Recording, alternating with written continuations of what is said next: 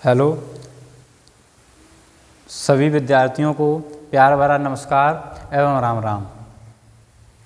आज लेके हम आए हैं बायोलॉजी में लेक्चर नंबर 2 आपके लिए। तो सबसे पहले आप चैनल को सब्सक्राइब करें एवं लाइक कर दें, ठीक है। और कॉपी पेन लेकर ही बैठें जिससे वीडियो को अच्छे से समझा जा सके और अच्छे से टाइपिंग की जा सके। तो हम आपका लेक्चर नंबर 2, जिसमें मैंने लेक्चर नंबर 1 में आपको बता दिया था कि बायोलॉजी क्या है, बायोलॉजी कैसे बनी है, ठीक है। इससे पहुंच गए थे जीवन क्या है और जीवन की उत्पत्ति आज बतानी है कि जीवन की उत्पत्ति कैसे हुई है। तो आपका लेक्चर नंबर 2 है। इससे पहले आप वीडियो को आगे देखने के लिए वीडियो को सब्सक्राइब कर दें एवं लाइक कर दें। तो आज मुझे देखना है जीवन की उत्पत्ति।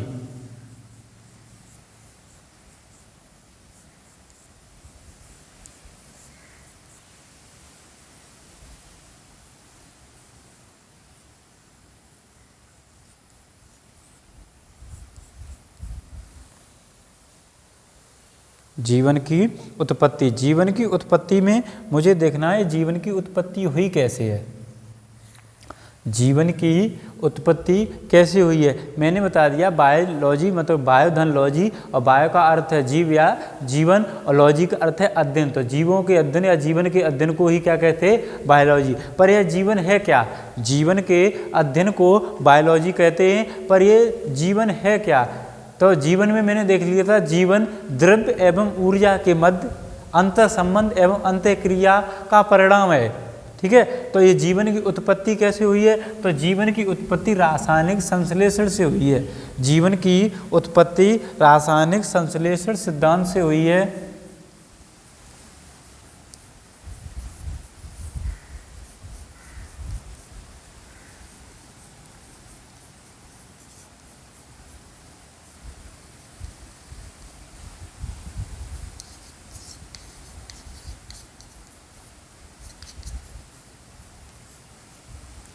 ठीक है। तो जीवन की उत्पत्ति रासायनिक संश्लेषण सिद्धांत से हुई है। जिन्होंने मतलब यह किसने, मतलब यह जो आपके ओपेरियन थे,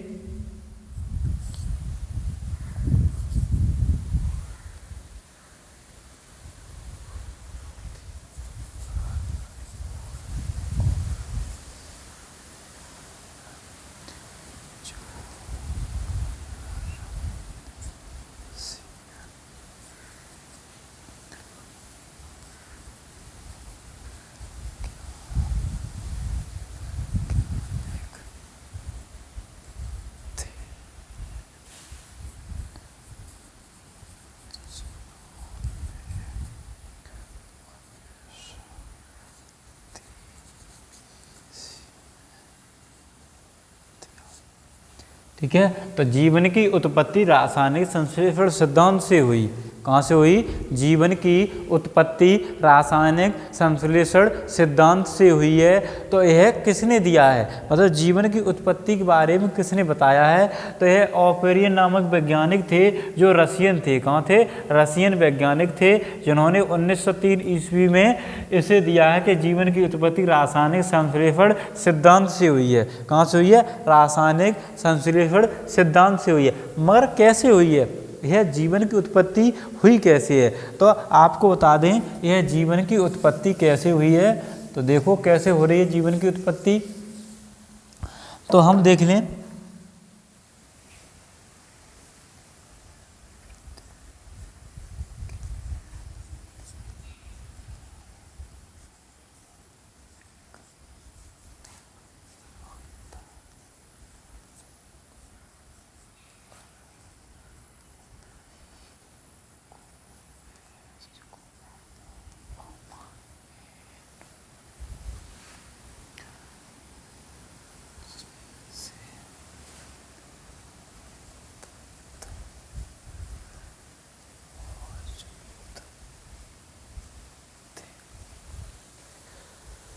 पृथ्वी के प्रारंभिक वातावरण में कार्बन, हाइड्रोजन, ऑक्सीजन, नाइट्रोजन, पृथ्वी के प्रारंभिक वातावरण में कार्बन, हाइड्रोजन, ऑक्सीजन, नाइट्रोजन जैसे तत्व मौजूद थे। जिनसे मिलकर के मतलब इनसे मिलकर के मुझे प्राप्त हुआ अमोनिया, वो मेथेन CH4, NH3,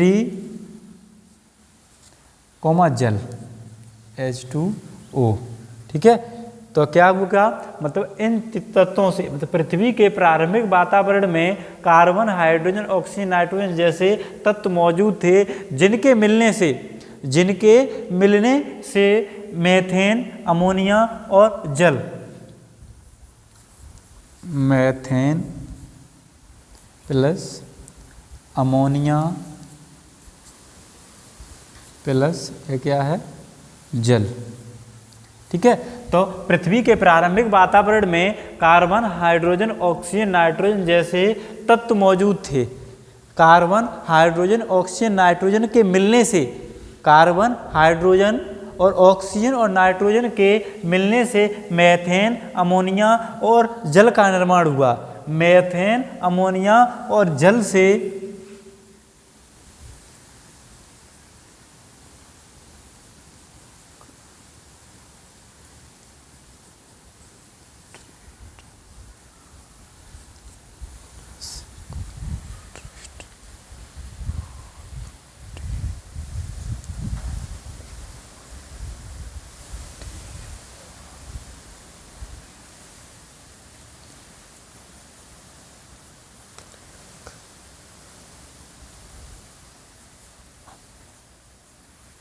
ठीक है, आप समझ रहे हैं, मतलब इनका निर्माण हो गया। तो मेथेन, अमोनिया और जल का निर्माण हो गया। तो मेथेन और अमोनिया के मिलने से कार्बोहाइड्रेट, प्रोटीन और न्यूक्लिक अम्ल बना।